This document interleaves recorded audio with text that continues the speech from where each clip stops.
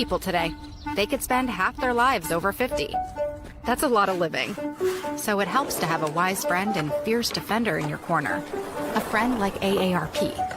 So your health lives longer. This is just slow-mo karate? Just slow-mo karate. Your money lives longer. Hey, I just bought that. I just sold that. And your happiness lives longer. That's why the younger you are, the more you need AARP. Join today. Hello, my name is Teresa Collins, and I am an Executive Council member for AARP Illinois.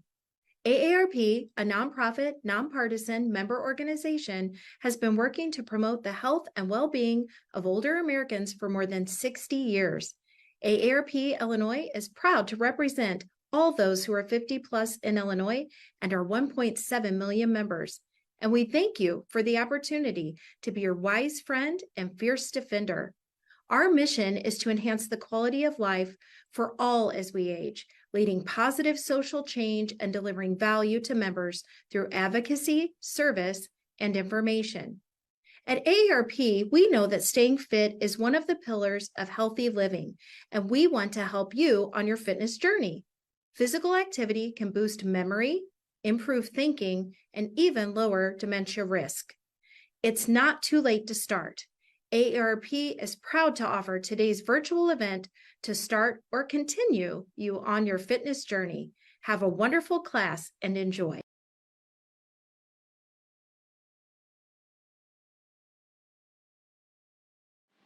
Hi, I'm Mike Mitchell. I'm from Peoria, Illinois, here at 5 Points, Washington, helping out AARP to do a clinic. We have Joyce from Chillicothe, Karen from Washington, and Gary from Washington. All right, even though you may learn pickleball, you still want to do some drills to make yourselves better. So one of the drills we like to do is what we call the dink game. So that basically everything we do is going to be in the kitchen. If it's outside of the kitchen, that's considered out of bounds.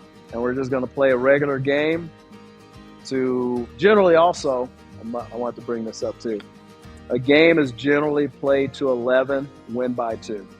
Okay, so here's the drill. Everything has to stay in the kitchen. Okay, here we go.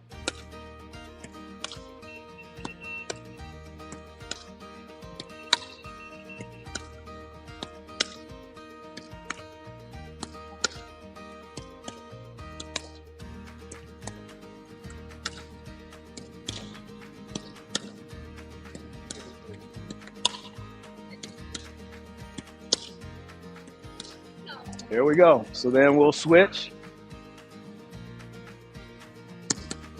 And that's basically the dink drill. That's good. Another drill we'll do, it's basically with one person.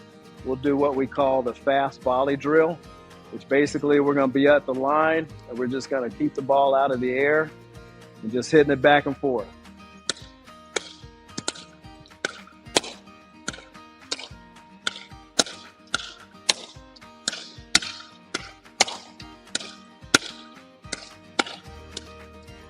Also in pickleball, one of the most important shots is called the third shot drill, which basically, since me and Gary are back and I'm serving, so I'll serve it to Karen. Karen has to let the ball bounce once.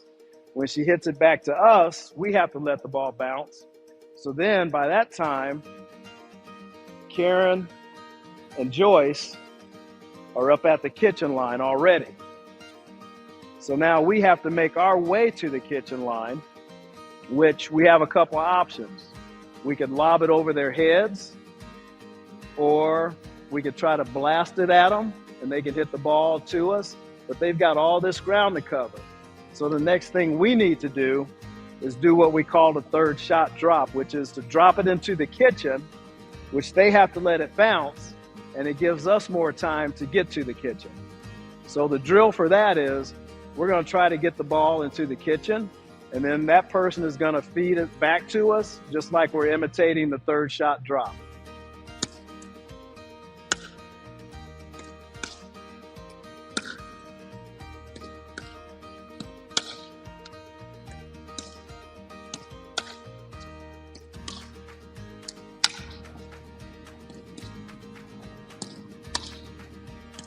Yeah, we want to stay back. So that's that drill. Now, if you really want to get tricky, you can try doing spins. Okay? It might be hard to catch on camera, but instead of hitting the ball flat like we usually do, you actually are slicing the ball. And that gives it a lot of rotation, so that sometimes when it hits the floor, it'll jump one way or the other. So instead of hitting the ball flat like that, it's going to look more like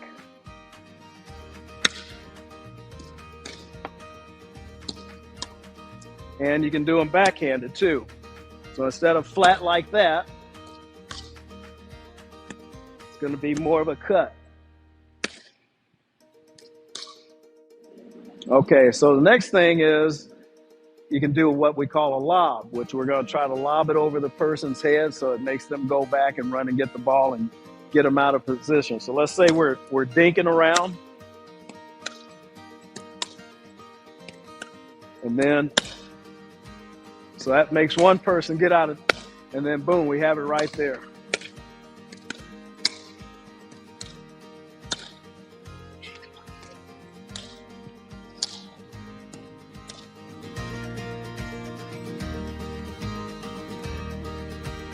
Okay, so in case somebody does lob you, then it's good for your partner to cover them and then they take your position. So what we'll do, we'll say switch. So if the ball is going over Gary's head, I'll go and get it, get the ball, and then I can take his place. So you're not stuck on your side of the court.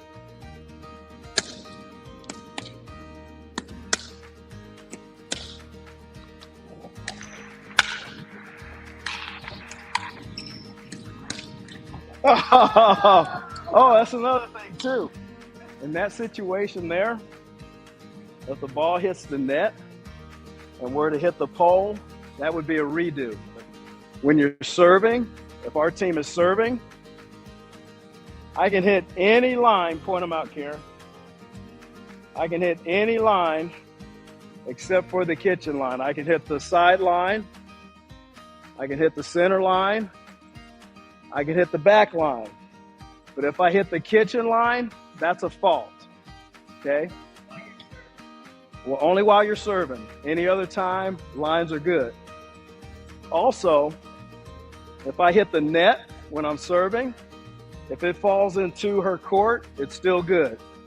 If it falls into the kitchen or out of bounds, it's a fault. All right, so let's say we're playing and the ball hits this post here and goes in, that's out of bounds. If it hits the net, it's good. If it hits this somehow and goes around, also there's a thing called the around the post shot. So let's say, for example, Karen hits a ball, it bounces here and it comes out this way. I can actually hit the ball around the post. It doesn't have to go over the net.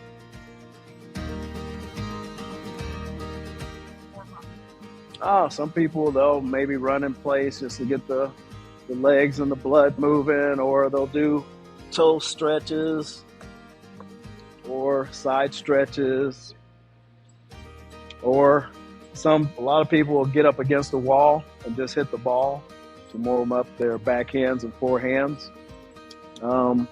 Just depends on, some people have certain problems, maybe hips or knees. Maybe their therapist has told them to do certain exercise. So it's kind of dependent on what they feel comfortable doing. But it is good to warm up before a match. And also it's good to actually get shoes that are designed for side-to-side movement rather than joggers that are designed to go straight forwards, because you can twist your ankle.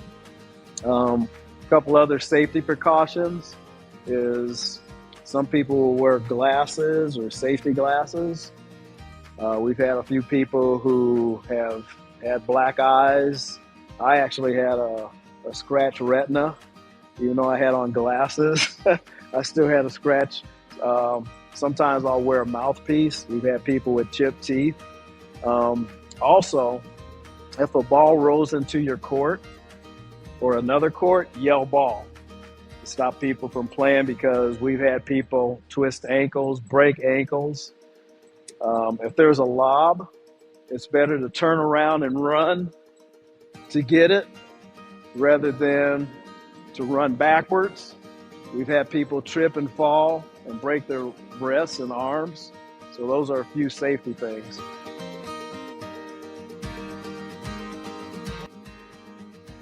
There's also a backhand serve that you can use. Using the same principle, making contact below the waist, paddle head beneath the wrist. So when you're hitting the ball, all right, you pretty much want to try to keep the ball and the paddle ahead of you. So basically your shots are going to be like this. Usually like in tennis, if it's a backhand, the same foot that you have your paddle with, you're going to swing. With your forehand, it's basically going to be the opposite. Swing. So you got your backhand and your forehand. When you're up at the kitchen line, this is what I call the ready position. This way you can block a lot of shots coming at you, and then you go to your forehand. So a lot of times when you're at the kitchen, you really don't have to do that stepping because you have the kitchen line there that you don't want to step into. So a lot of times you're just working this way, side to side, reaching and reaching. Swing, swing, swing. But if it's like a rally volley, then you want to step into it and swing. Okay. Usually when I'm teaching pickleball, I'll tell people that the forehand is the wax on, the backhand wax off. So you have the wax on, wax off.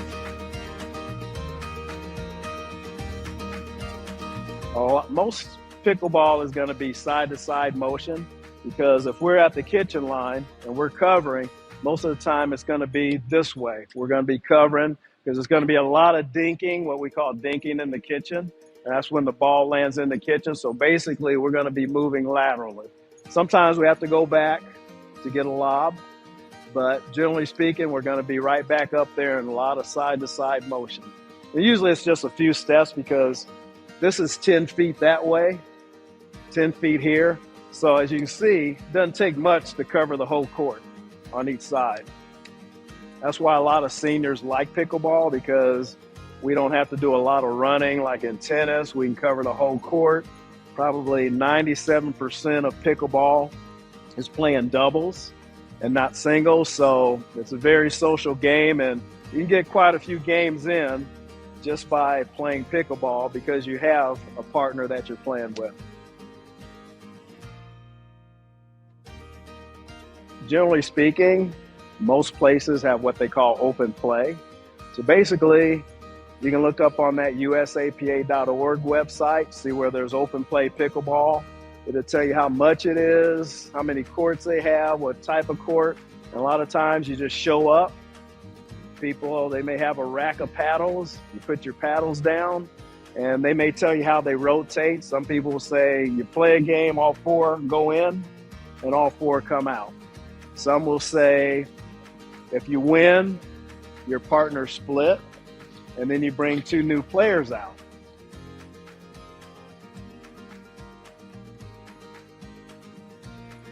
So like I said, most times when you look at the USAPA website or on Facebook, find a place to play.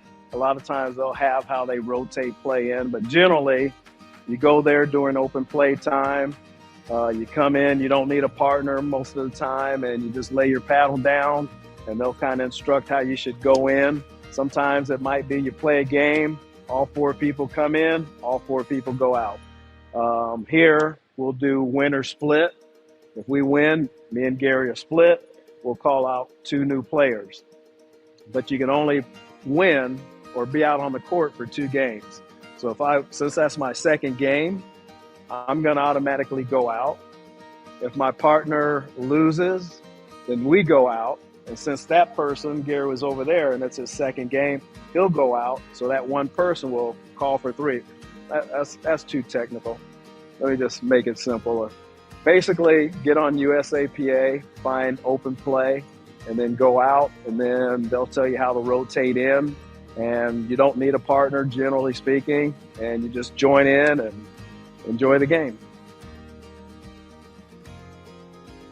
Generally, outdoors is pretty much free. Indoors, you kind of have to see what the facility is charging. Some places may charge $5, maybe $10. Some people, places, they may have a punch card that you can buy, but generally, if you're playing outdoors, it's almost, I don't think I've ever paid outdoors. Indoors, depends on if it's a YMCA, whatever their day pass is, so that can fluctuate quite a bit.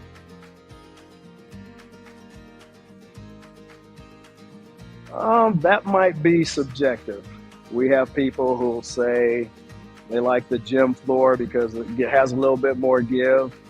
Just had a guy yesterday saying that he liked outdoors better because it was more stable and better grip. So that's going to be pretty much subjective.